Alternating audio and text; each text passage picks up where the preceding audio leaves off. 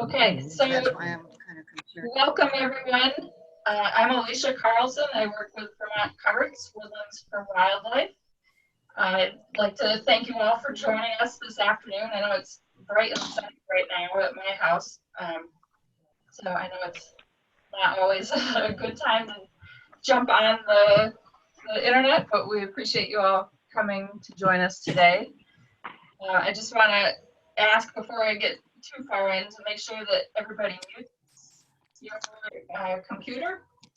You can do that in the lower left corner of the Zoom screen. That'll just help with keeping the background noise at a minimum. And so today we have Caitlin Littlefield, who's a researcher at the University of Vermont. She's going to talk with us about forest carbon markets. And I know it's not a topic I know very much about, so I'm very excited to have her with us. When we originally scheduled this, we had hoped to do it in person with a nice field component to it. And then the pandemic hit. And so, you know, we've moved all of our programming online. So I'm going to hand it over to her in a minute. I just want everybody to know that we ask if you have questions to type those into the chat box, and I'll be looking at that as we go along. We might take a break in the middle at some point to ask, to answer any questions that you might have, and then we'll take time again at the end of the session here to answer any questions. So I am recording this. We'll be putting it on YouTube before tomorrow around noontime. So you can share it with folks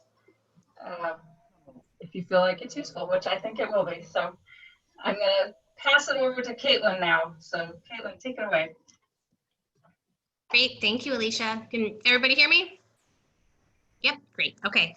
Yes, thank you, Alicia. Really glad to get to join you all this this cool evening. I know I certainly enjoyed putting a sweater on for the first time, and it seems like months this morning.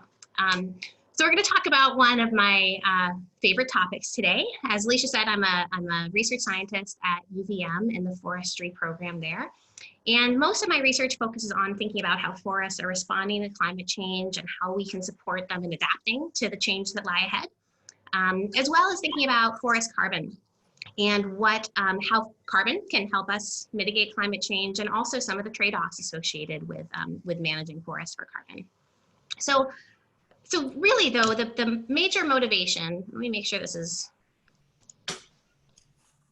you folks see the next slide? Nope, okay. Not yet. There we go, yeah? All right, okay. Always bound to be some technology issues. If only we were out in the woods, as Alicia said, which will happen someday, but we'll deal with PowerPoint today. So the primary motivation for thinking about forests and forest carbon is that forests really represent, of course, one of the most critical natural solutions we have to address climate change. And I think of that in two different ways. Forests and forest products can help us keep carbon out of the atmosphere. So that's climate change mitigation.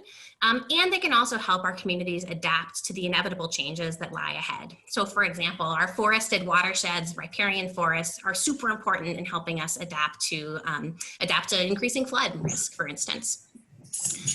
So that's why we really want to think hard about carbon. So the rough game plan today, we got a lot to cover, and I'll have a little pause in the middle to answer any clarifying questions. But the rough game plan is we'll talk briefly about forest carbon dynamics, some of the basics and the fundamentals to try to get everybody on the same page. And then talk a little bit about how we can enhance the carbon benefit of our forests. Won't dwell too much on that because I want to leave ample time for talking about carbon markets. These will be both the compliance markets as well as the voluntary markets. And the compliance markets really fit in under the cap and trade regulation. So we'll spend a little bit of time going through the nitty-gritty of that. And then a bit of a comparison between those two different marketplaces. So, all right, forest carbon fundamentals. When we're talking about where carbon is stored in the forest, we're talking about different carbon pools. So we have the live above ground carbon pool. So these are live plants and what's above ground. They also have an important live below ground component. So the roots of plants, of course, sequester or store lots of carbon as well. And you'll see there, hint, I just said sequester. We're talking about storage. We're going to get at how those terms are used interchangeably or not, because I know that's a big source of confusion. Standing or dead above ground carbon is also really important habitat, important for nutrient cycling, important carbon pool. Those are standing dead trees, standing snags, and down logs. Also, there's litter, the litter pools, there's twigs, there's needles, small branches, etc. And then finally, the soil organic matter, which has a huge amount of carbon stored in it and varies by forest type, but it's a critical part of our carbon, the carbon cycling in forests. But for our purposes today, and really what's most relevant for the for forest carbon projects, are these top 3 pools that we'll be focusing on. So live above ground, live below ground, and standing dead carbon.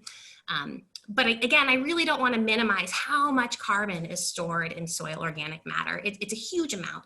And again, we won't talk about soil today, but this is also just where sort of agricultural offsets are going as well. So, so what's going on below ground is not something to be minimized.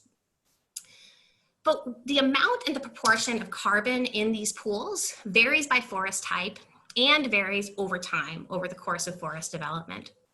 So what you're looking at here are several pie charts. And I'll pause to say that several of these figures come from a really great publication that I think Alicia will be able to share the link to that maybe in the chat box. But it's a great publication by Paul Catanzaro and Tony D'Amato, who's my PI at UVM, all about forest carbon dynamics. So if you want to learn more, you can look there. So this figure here shows the relative distribution of carbon in each of those pools for a couple different types of forests that occur here in New England. Keep in mind that many of our forests are about 80 to 100 years old here, given historical land clearing. So we really have a whole bunch of teenage forests on the landscape right now, and with implications for where carbon is stored and how that's changing over time. You'll see a couple patterns here. So we see that denser woods or hardwoods store more carbon than softwoods do. So you can look and see, especially in the live above ground, that's that darker, the darker green, we see relatively more carbon in those components for northern hardwoods, oak pine, oak hickory systems. The southerly areas, the oak pines, the hickories, also have slightly longer growing seasons. So they just put on more wood above ground. Also have warmer temperatures, so we have faster decomposition and less carbon accumulating in soil organic matter.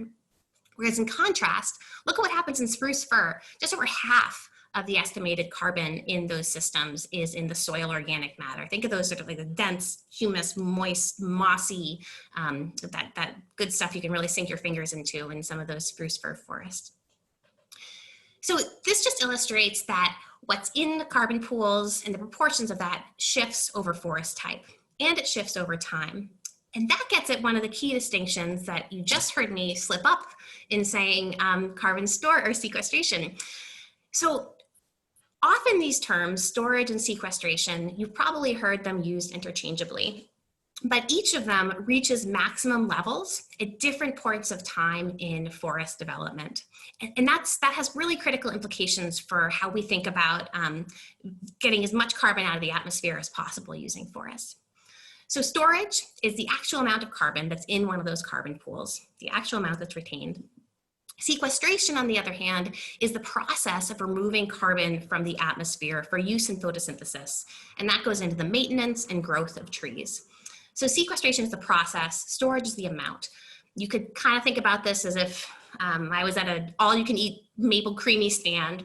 The consumption of the maple creamies is a sequestration. The storage is the actual amount of maple creamy in my stomach at any given time, okay? So, and those rates will change over time. And that's what this serves to illustrate, how those rates change over time in forests in terms of carbon. So what we see here is this forest succession or development clock, roughly running from 0 years, the stand initiation, through a couple centuries, 400 centuries. And if you start in the middle, you'll see those numbers, those are the years, and I've kind of highlighted where our forests typically are in this area, about that 80 to 100 year range. So we see a couple different things proceeding over time. At the beginning of the forest life, we're going to see the shade intolerant species like the pines really taking advantage of that open available sunlight. And that'll gradually transition to more shade tolerant species. So the hemlock, sugar maple, beech, etc. Go one step out into that green circle and we see how sizes are changing. Of course, you're going to be starting with seedlings and more saplings and pole timber, small saw timber. And it's at this stage in that dark green that you get the really dense stands, the young stands where there's a lot of competition going on. But there's so many stems there, that's where we see the maximum actual carbon sequestration in a forest at a given time, or in our region here anyway. So this is where you have the highest sequestration rates of the forest. As competition proceeds and some really vigorous trees are going to reach the main canopy and outcompete others, others will die. Some of those primary trees are going to continue growing and will continue putting on biomass at faster rates up until even roughly, say, 200 years, when then they'll start to sort of fade and the growth rates will slow. But that gets at a really important distinction that we see we need to distinguish between forest growth rates and individual tree growth rates. And so this clock is showing what's happening in the forest over time, but individual trees may well continue to increase their sequestration up until, again, 150, 200, even more years than that. So that distinction between forest level and tree level growth is one thing to keep in mind. The other critical distinction here, as I've alluded to, is the fact that we see the greatest rates of sequestration happening earlier on when you have a lot of stems, 4 to 16 inches, say, in that small saw timber range. But we see the greatest amount of carbon storage. It just keeps accumulating. So it's those old growth systems, centuries old, where we see the most carbon actually stored. And so I bring up this distinction because it's proponents of keeping forests young, turn them over, plantations, get as many stems in there as possible, are really targeting that idea that we need to be maximizing sequestration rates. But that completely belies, in my mind, the fact that the storage rates can be highest if we allow forests to grow old as well. But having a mix on the landscape of those young forests and of old forests can help us meet other benefits and desired attributes of forests as well.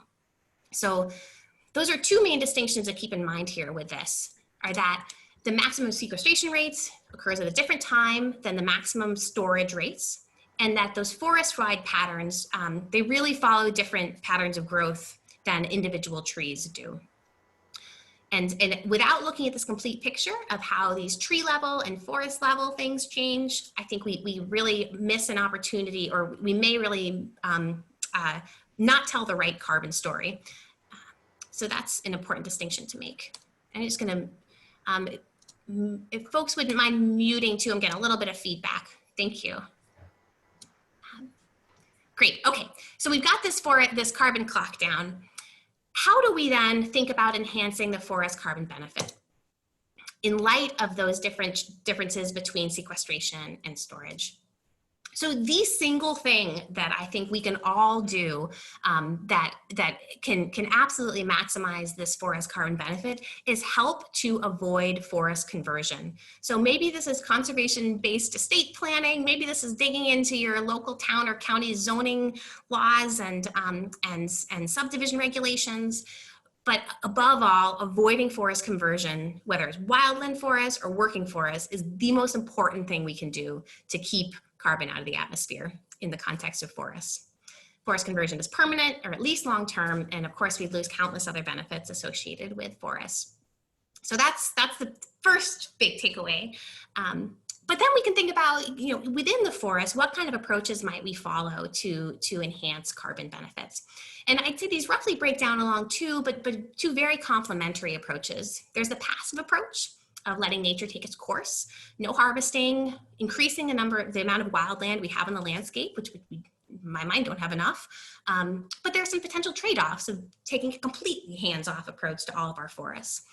We might lose that diversity of habitats. So again, I mentioned early successional habitats earlier, that we've lost a bit on the landscape as the forests grow older. So a lot of neotropical migrant bird species like this chestnut-sided warbler rely on those younger forests.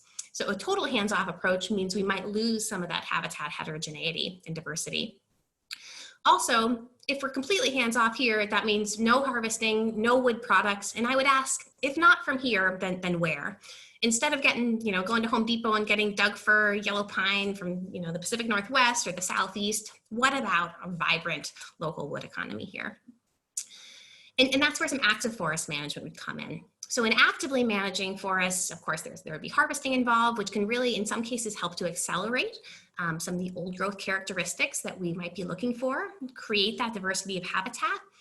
And given the state of some of our forests now, in light of climatic changes and some of the pests and the diseases that we're seeing, like beech bark disease, for instance, some of the harvesting that we might do can actually be really regenerative and help to restore forests effectively to get back on a trajectory that's going to take them down that, ultimately to that old growth path, or to be serving as our woodshed for local wood products, and that we could use to help substitute in for more fossil fuel intensive building materials and fuels, etc.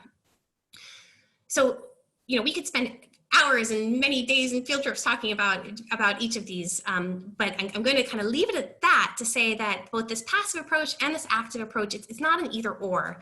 Pursuing a diversity of these across the landscape of wildlands and woodlands is really perhaps the most robust and strategic way to help us keep carbon out of the atmosphere and support our wildlife and local economies.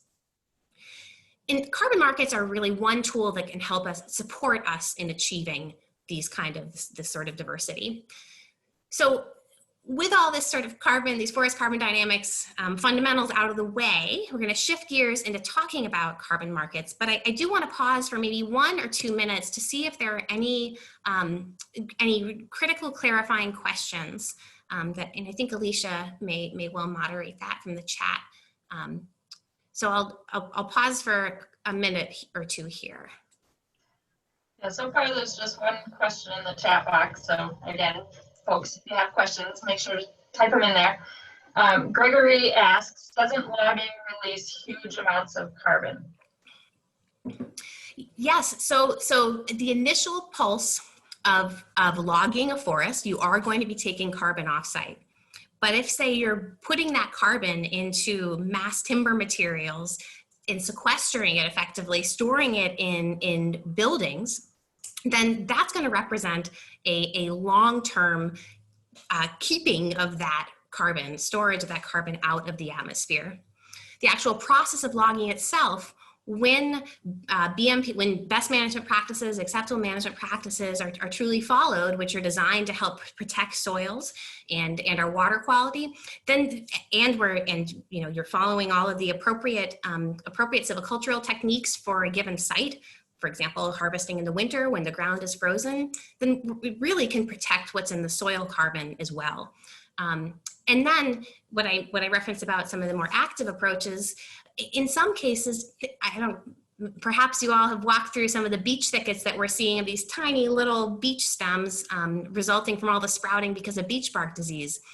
In those cases, those forests are kind of in arrested development in that case. So some degree of active management to help reset it on track would yes, be logging, and would also help get the forest kind of back to a more structurally and compositionally diverse situation that's also eventually going to store more carbon as well.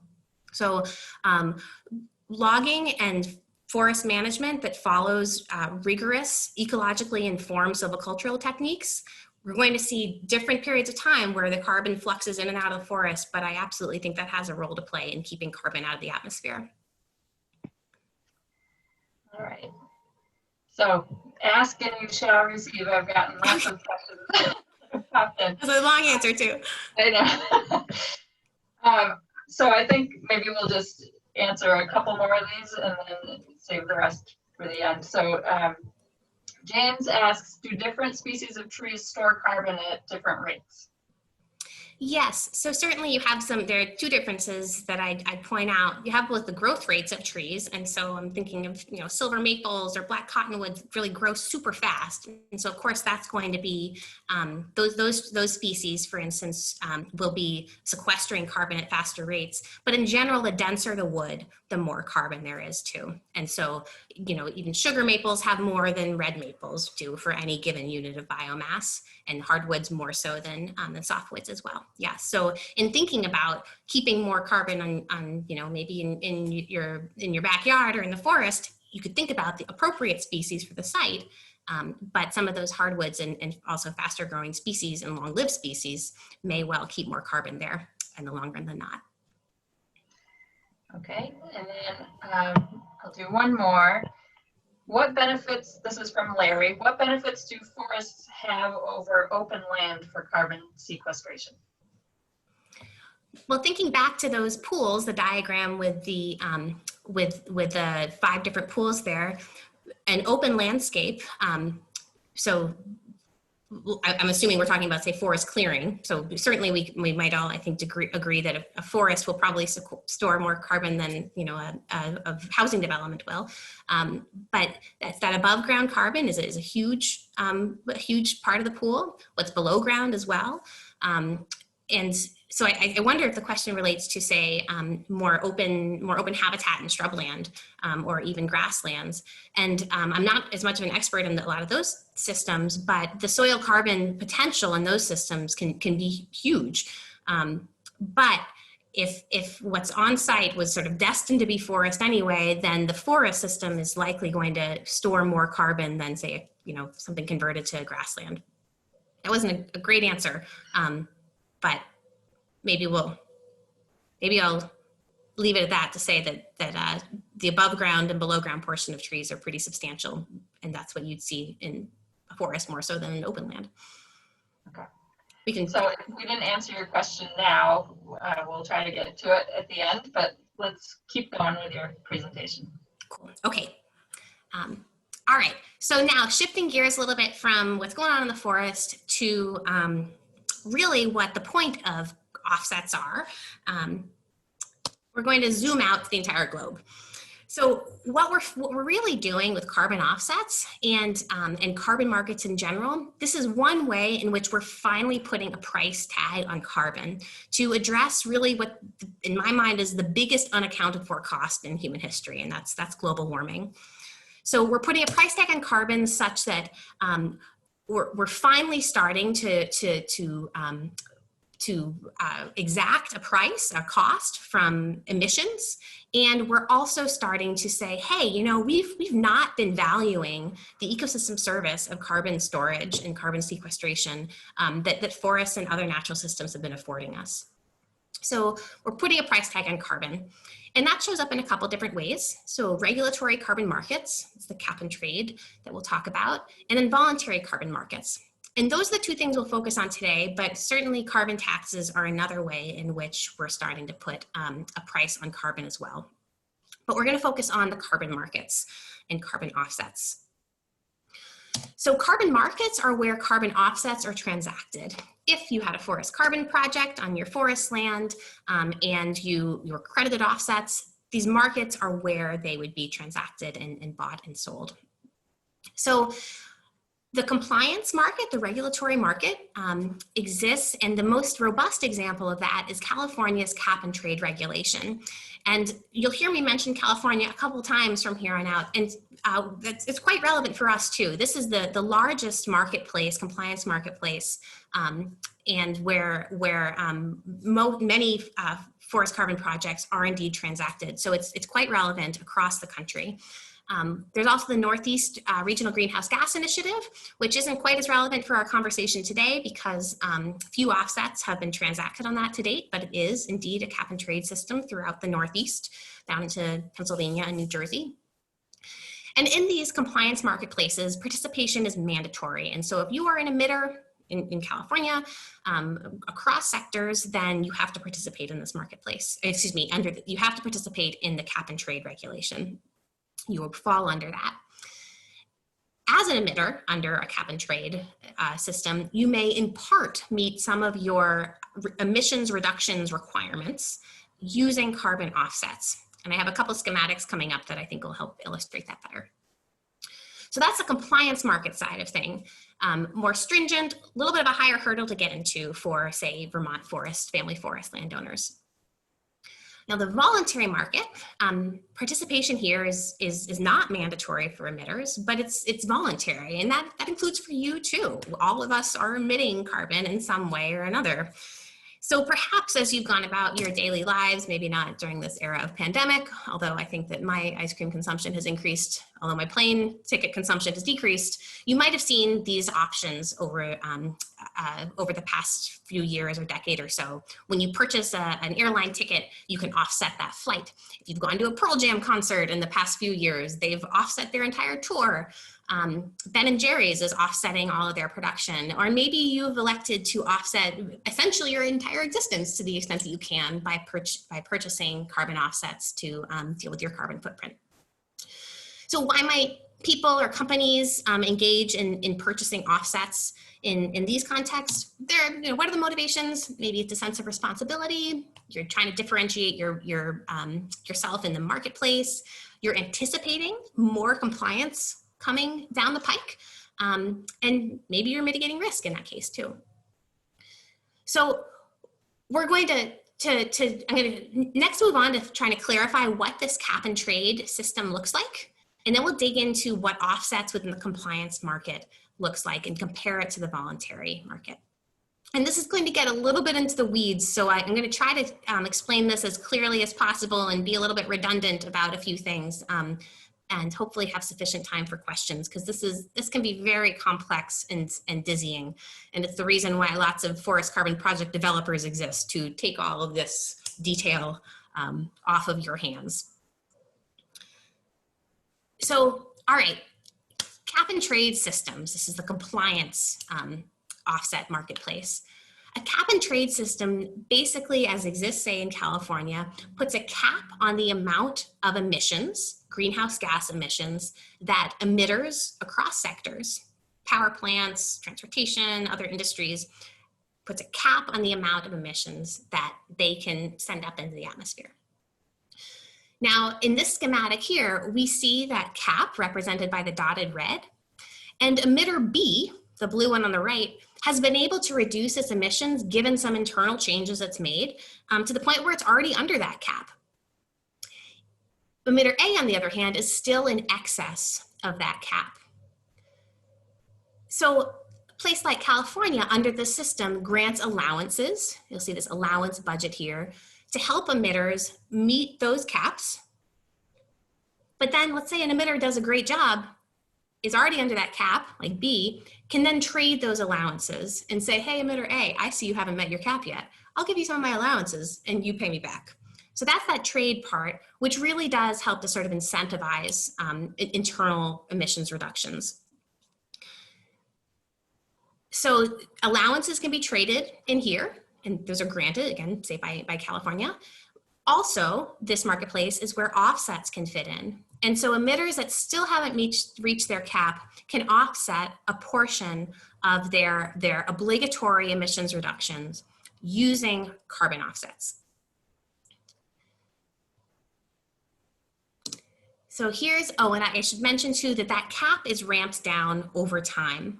So you can't just keep emitting that level. We're going to set it at a reasonable place, given all the infrastructure you have, emitters, and over time, you're going to have to reduce your emissions to stay below that cap.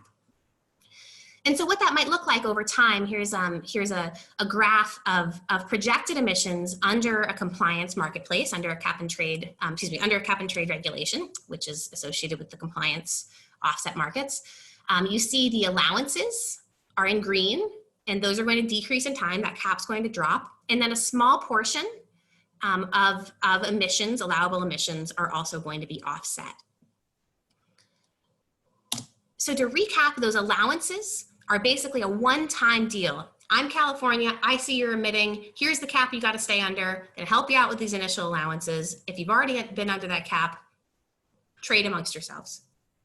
These are issued by California, auctioned off quarterly, and the revenue associated with that goes into state environmental programs and increasingly some environmental justice programming too.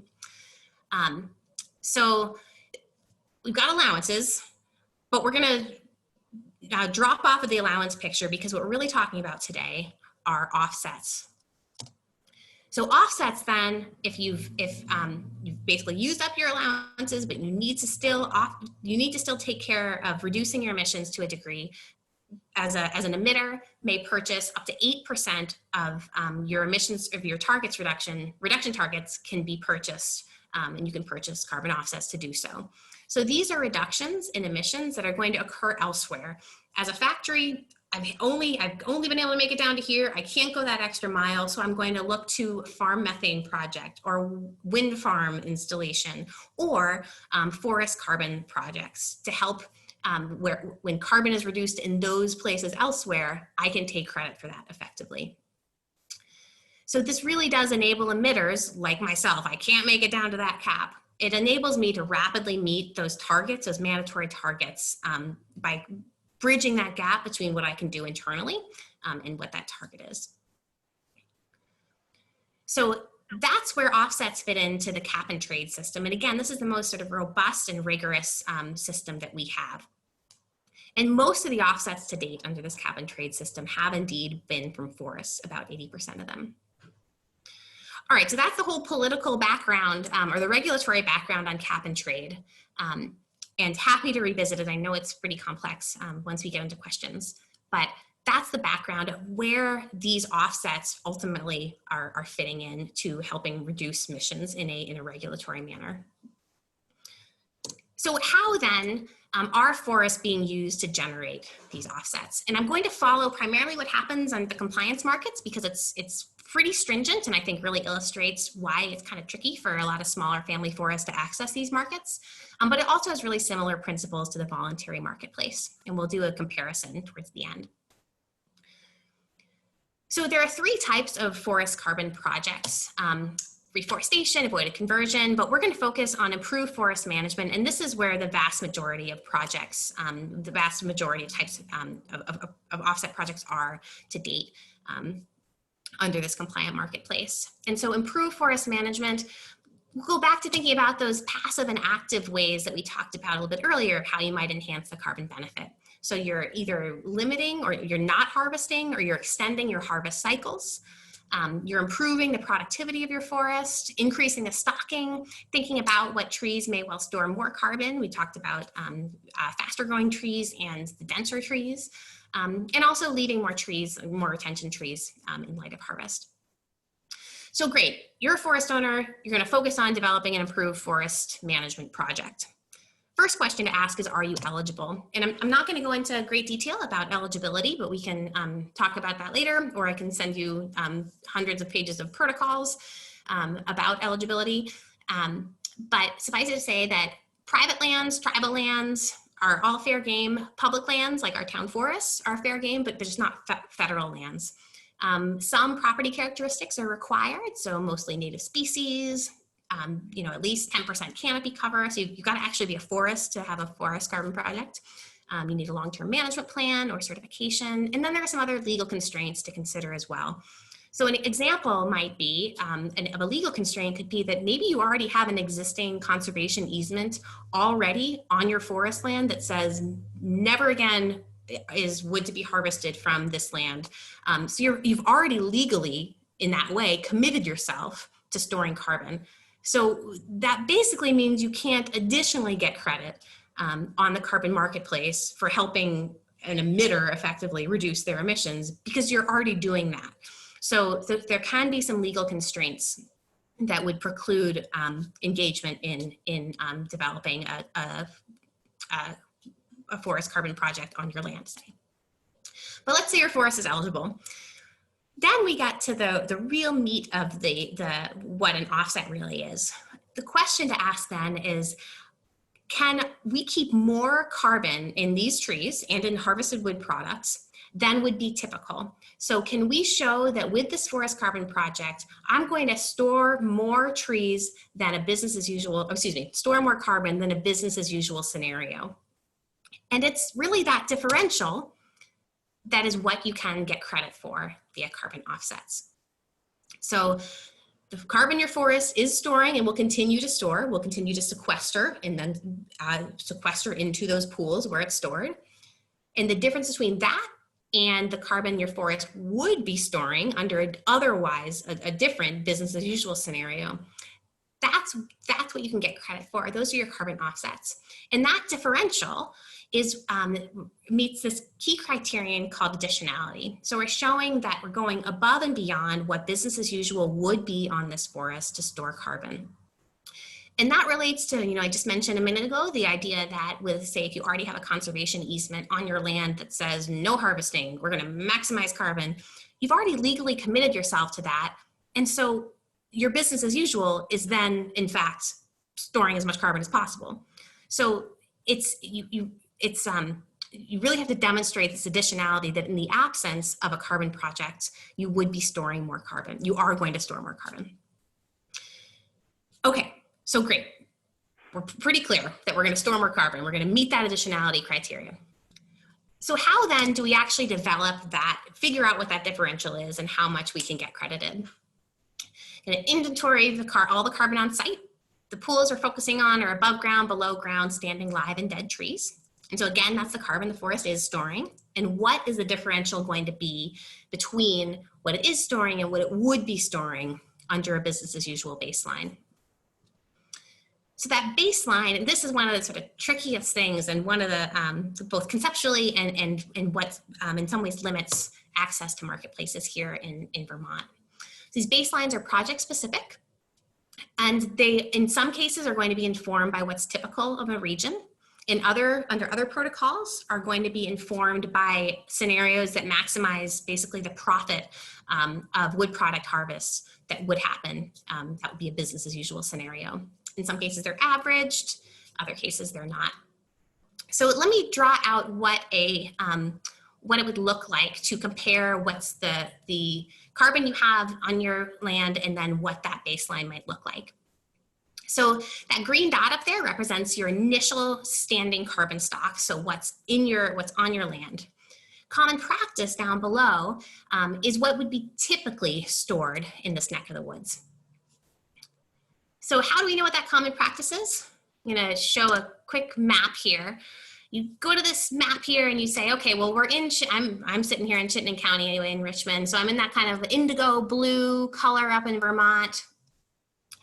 That's where I am. So I'm going to look at what's typical of this region. And this table has been produced by the California regulatory body that oversees the compliance market. And I'm going to look and see, all right, I'm in the Adirondacks, Green Mountains, Northern Hardwood. I'm on a pretty rich site. Common practice basically says that typically this kind of area will be storing close to 100 metric tons of carbon dioxide equivalent per acre. That's pretty darn high. And this, I hope, illustrates the fact that, and I'll show you why it's high in a moment, this is kind of a high hurdle to clear. We have really high baselines here in Vermont and other parts of New England. That's a high hurdle to clear to demonstrate that the carbon I'm going to store exceeds what would happen normally. For a point of comparison then, what I've overlaid here is what coastal Washington and Oregon with these huge old growth systems, what the common practice looks like there. So let's look at even a low quality, low site productivity under low right here, Oregon, Washington, low. Common practice in that setting, in fact, exceeds what we have at the higher quality sites here in Vermont. That's because there's a lot of harvesting going on in these systems. But what I bring these numbers up to do is to illustrate the fact that the baselines we have here in parts of New England are just so high. We already have relatively little harvesting going on, and growing, quite a bit of forest cover and decent stocking in many areas, such that it's really hard to clear that baseline hurdle to demonstrate the additionality. So back to this chart here then, we're taking that common practice, that kind of typical carbon storage in this neck of the woods. Gonna run that out through time. And that is what we cannot drop below. That's sort of our baseline. And then we're going to look at our initial carbon stocks on the ground, and to develop our project-specific baseline, map out what that might look like under a typical business as usual scenario. So this is the growth and harvesting that you might expect to occur again, typically. I'm going to skip through a couple of these details because I realize we're going to get a little low on time for questions, but suffice to say that you can drop that baseline depending on how you model it. I'm going to average that baseline over time. And then what I have in my project cannot drop below that. So that's the baseline against which I'm going to compare what happens in my carbon project on my property. That's the baseline. And then what actually happens, we're going to play out in time with, excuse me. Okay, so let me play that. All right, excuse me. So the differential between what we actually have on the ground and that baseline, what would happen under business as usual, we can get credit for that, okay? So that what's those existing carbon stocks, we're gonna get credit for that at this period of time. And then over time, this might be the actual, how our carbon actually proceeds, basically how the forest actually grows under our carbon project, not under the business as usual scenario. And it's the differential between what actually unfolds on the landscape and that business as usual scenario that we can continue to get credit for. So we're going to get credit for that initial differential in stocks. And then let's say, 10 years down the line, I've continued to store carbon on the landscape. So I'm going to get credit for that then too. Well, we see that our carbon stocks are dipped a bit at this third time period. So we're not going to get credit there. We've done a harvest. But we're going to continue to exceed that baseline and add more carbon to the landscape and continue to get payment for that over periods of time. So this is how crediting and payment for the compliance offsets works. You continue over time to accumulate carbon in excess of that baseline, and for every bit of additional carbon you can get credit for. I'm going to skip ahead to these details to get at one of the other key criteria here associated with some of the commitments required under these projects. So there's this concept of permanence, because what happens if I buy a carbon offset and from a forest project and then promptly you go out and harvest that wood, or clear cut the entire forest and put up a housing development? To protect the carbon on the ground and protect buyers, there's this concept of permanence, which means that after carbon offsets are sold, that project needs to commit to having the carbon on the ground for 100 years in the case of the compliance market, or 40 years in the case of voluntary markets. And so there's a long-term commitment that says this carbon has integrity and this offset has integrity. The shorter time frame associated with voluntary markets means lower monitoring costs and might increase market access, given that some landowners may well have that may be more palatable given timeframes associated with their management objectives. It also means that offset prices are going to be lower and potentially more volatile than in the compliance markets. And so then where do harvested wood products fit in? So offsets are also credited for harvested wood products. So participating in a carbon market does not preclude any harvesting. You can't clear cut, but so long as you are staying above that baseline, you can also get credit for making sure that wood that is harvested from your forest goes into long-term durable harvested wood products. And so you would get credit for the difference between what you are harvesting and what is in the baseline harvested wood products. Because you might not be harvesting as much as business as usual, that harvesting might actually get shifted elsewhere in the landscape. That's called leakage.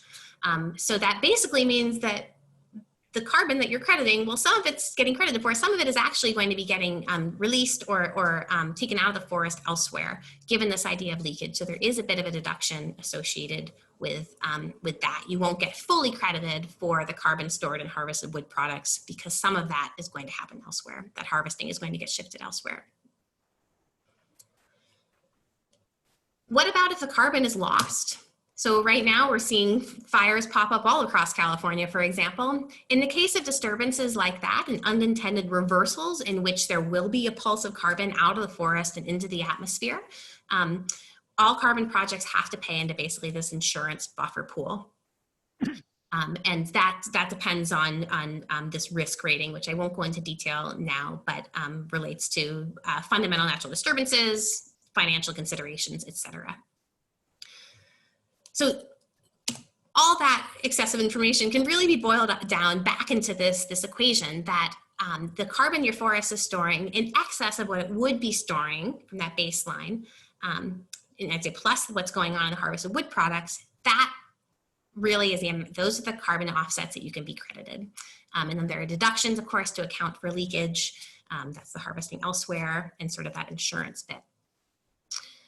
So great, we've done all the math. There are a handful of other steps that I'm not going to go into detail about, so we have ample time for questions.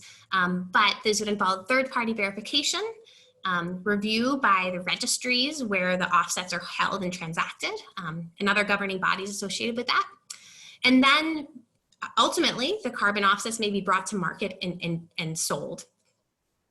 As a project, if you're doing this on your own land, then there would, of course, be annual monitoring requirements, re-inventories, et cetera, which are less stringent for the voluntary marketplaces than the compliance marketplaces. But there are some longer-term commitments to ensure that permanence and that the additionality is indeed there. But I've mentioned a couple of these differences already, but just to recap, some of the differences between the compliance and the voluntary offset markets really do highlight why it can be tricky for players here in Vermont in particular to access, especially the compliance markets.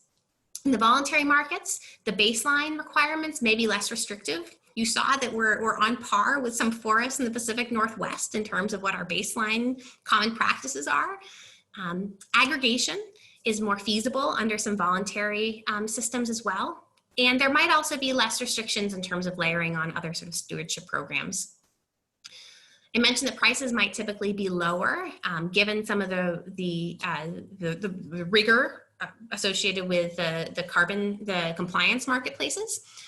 But maybe there are some more innovative ways where we could start to bundle some of the carbon offsets with other sort of conservation mechanisms or sort of local stories about where the carbon's coming from. People are using the term charismatic carbon, and that may well be able to leverage higher offset prices. And then I also mentioned that some of the reporting and monitoring requirements are simpler and simply have a shorter time frame under the voluntary protocols, which reduces costs and also might be more in line with some time frames for smaller landowners. So I'd say that this is not going away anytime soon. Stay tuned because there are lots of new development on the landscape. You may have heard recently of a $10 million grant from Amazon to a couple of our local nonprofits, well, BLT anyway, and the Nature Conservancy more broadly. So some big players getting involved in this kind of work. The Nature Conservancy has a new program that's more that's designed to help pay for practices, not exactly quantifying carbon. So that's sort of a new avenue that's going on. We've seen some aggregation projects already here in Vermont, cold hollow to Canada, so that may serve as a model for future projects. Just a few weeks ago, in the Senate, a bipartisan bill was introduced called the Rural Forest Market Act, which is designed, if passed and written into law, to basically provide federal loans to help defray some of the upfront costs for small landowners to participate in carbon reducing programs. And then, of course, there was a great report recently submitted to the Vermont legislature by the Forest Carbon Sequestration Working Group, and I can send out a link to that too, which I should have shared earlier, which has some specific recommendations for how we can support Vermont landowners in participating in these markets. So with that, I realized there was a tremendous amount of information in a pretty complex process in about 45 minutes, but happy to return to questions that I didn't get to before or any new questions as well. And yes, please help me know how I can make this very convoluted topic any clearer. Great. Thank you, Caitlin. That was complicated, but yes, it's a little clearer to me now, and I'm going to go back and rewatch this recording at some point. But we do have some more questions, so um, I'll ask some of the ones that are more relevant to this last section first, and then we can go back. So at one point you referenced that small family forests would not be eligible. So James wants to know, how small is small? What's the amount of acreage that you consider to be small for this?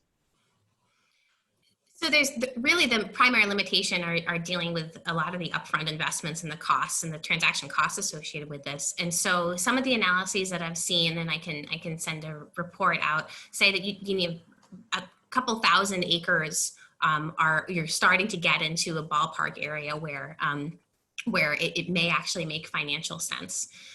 One report talks about I think they say about 5,000 acres is for the compliance market, and maybe a couple thousand for some of the voluntary protocols, and could end up getting about $16 an acre roughly for if you were to be involved in these markets. So it's I think that's why the aggregation is really a hopeful avenue for a lot of the for landscapes like this. That's a pretty complex has a pretty complex ownership pattern of a lot of different sizes.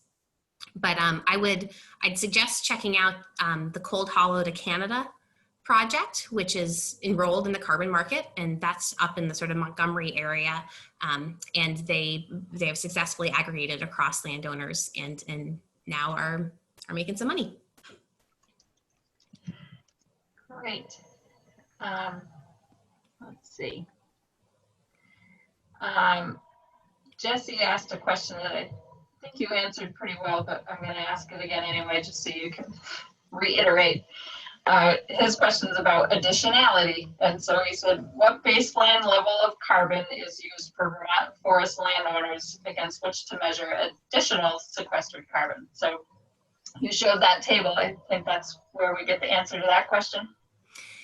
Yes, and so I showed that table as an example of why it can be pretty hard to achieve that additionality criteria here in Vermont in that compliance marketplace.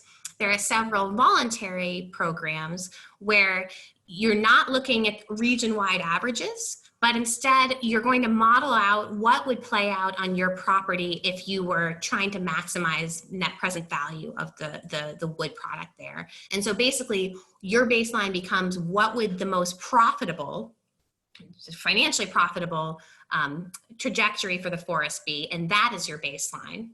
And then what you do instead over that is how you would potentially meet that additionality criterion. Okay. We've got a few questions about this related to current use. So let's see.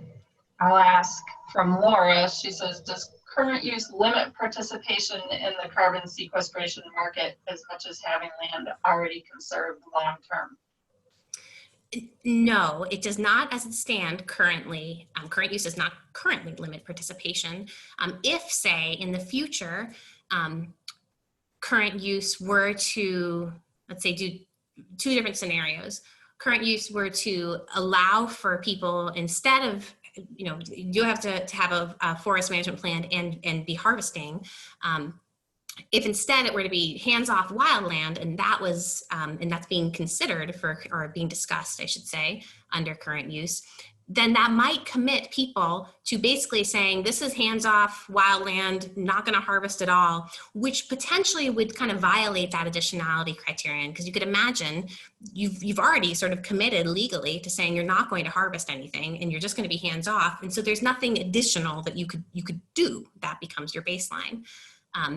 Relatedly, so that's one scenario in which current use would basically, and it could potentially end up precluding participation. But this hasn't happened yet. I just want to be clear, this isn't in current use right now, but it's as we think about what we want current use to look like in the future, that's one scenario. Or if current use did say something about needing to ensure continued carbon sequestration and increasing amounts of carbon storage, if it committed people who were under current use to pursuing that, that might also violate the additionality criterion, because then if you're enrolled in current use and it has committed you to this level of carbon, you can't really increase that. So that's become your baseline. But no, as it stands, to be clear, there's nothing right now that would limit participation in both.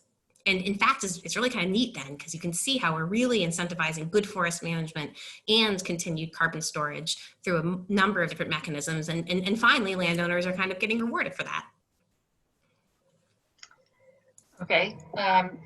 Jesse has a follow-up question. Does current use requirements for harvest compromise the permanence requirement? No, not necessarily. So remember that in forest, in these carbon projects, they do not preclude harvesting wood. And in fact, you can get credited for demonstrating that harvested wood exceeds, in terms of the carbon stored in that, exceeds what would happen under a baseline scenario. So no, it does not. You can certainly still practice forest management and harvest wood under, given what current use says you need to do, and just in general, and you wouldn't be violating permanence necessarily. Okay. I'm going to hop back to a couple of the questions that we didn't answer earlier. Tim wants to know, in Vermont, what percentage of harvested trees go into wood products as opposed to products that release carbon back into the atmosphere, and who tracks that information? That's a great question. I don't know the precise answer to that, especially because a lot of the harvesting that occurs happens at a smaller scale and may be used to, heat somebody's home. So I don't know that we have great numbers on that.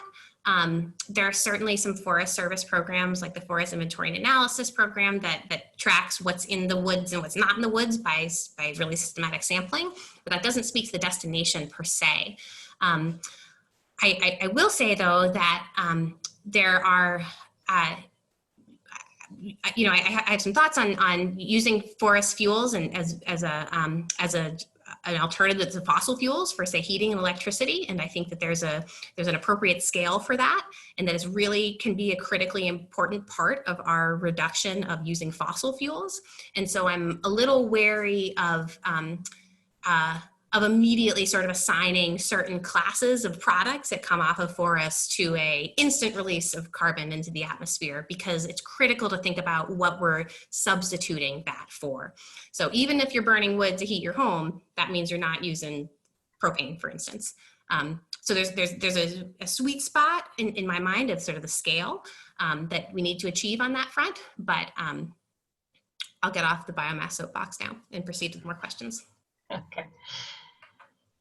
Keith asked earlier, when selective logging, is there any benefit to leaving the brush versus chipping the brush? Yes, so I think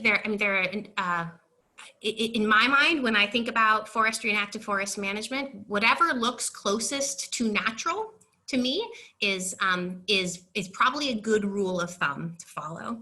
And so leaving treetops and downed limbs as they are can help create some more habitat complexity. It can also help protect some of the regeneration. So that's increasingly, we're seeing that increasingly in some harvests here in our town forests around my parts, where the foresters asking the loggers to leave the tops down on the ground instead of chipping them or instead of lopping them so that they're smaller to the ground, because that basically creates a little bit of a castle in which deer can't necessarily get at the regeneration.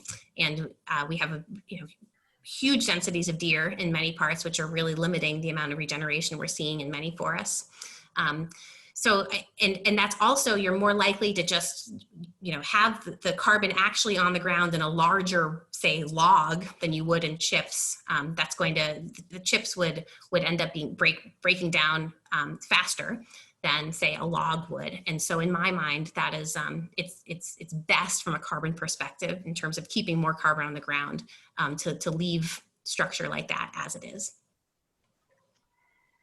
Okay, so it's 5:01, but I'm going to ask one more question that just came in. Stephen wants to know, what is the range of payment participation in this program, um, per acre, per 1,000 acres, or however it's measured? If you have any sense of that. So if I understand the question, you'll get the payments end up being basically per ton of carbon, which you could then average out over your acres. But it's basically the differential between what you're showing and the baseline in tons are what get credited. And those prices can vary. I'm happy to stay on too, Alicia, if that's fine. I know you're the host. Maybe you want to get off to dinner or something, but. Yeah, it is 5 o'clock.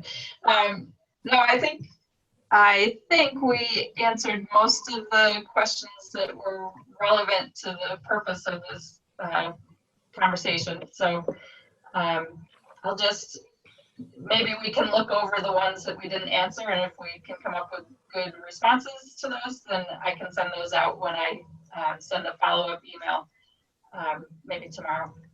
Or yeah, whenever. Sure thing. Okay. Absolutely. And I know this is very convoluted and I crammed in a whole lot. So really happy to respond to any questions that folks may have in the future. Okay. Yeah, I realized we didn't put in your email address here, but I am planning to send out a follow-up email with an evaluation that we ask you to fill out for us, and with a link to the recording for this, which again, I'll be posting on the Vermont Coverts YouTube channel, probably before the end of the day tomorrow. So I just want to thank Caitlin one more time for joining us and for trying to shed some light on this complicated issue for us. So thanks everybody for joining us. Caitlin, you want to say anything else before we end? No, thanks a bunch, folks. This was fun, and yeah, I look forward to continuing the conversation in what is a rapidly evolving field. Yeah, hopefully soon we can get together in person and do something Yes. out in the woods so we can learn some more from you. So thanks everybody for joining us, and yeah, watch for an email from me in the next couple of days. Okay. Thanks, Alicia.